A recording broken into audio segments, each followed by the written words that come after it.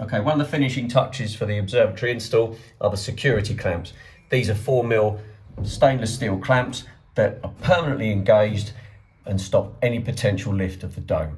They're attached via the bottom hole of one of the wheel brackets.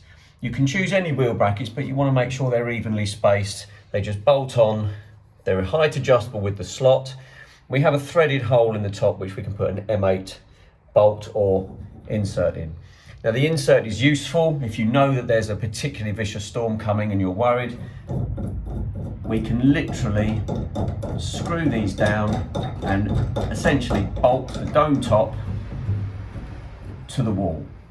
It stops any movement at all. Of course, you need to remember to disengage before use.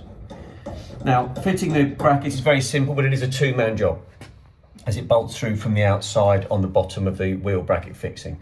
Once we've bolted it in place and got a good height, we just have to rotate the dome to make sure that it doesn't contact any of the joins.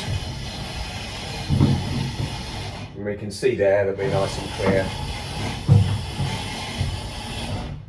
We have 4 of these with each set, and that is a really good, solid, weather-resistant security clamp.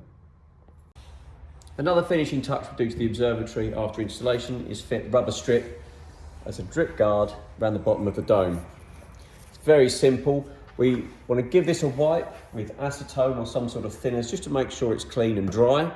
And then we peel back our strip and just under the edge, in a little bit, so you can fit your finger behind and just run the strip round.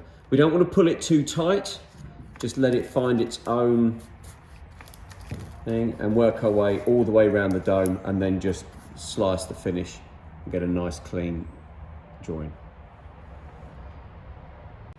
Okay, we've now built our dome. The final things to look at are letting the dome settle and cleaning it. So once you've built the dome, it's advisable to leave it for at least 24 hours to let the dust settle, then give it a damp dust down and hoover any remaining dust that you didn't get on initial installation. As far as the dome itself goes, it does take a couple of days to settle, it finds its own form, and then you can readjust your drive if need be.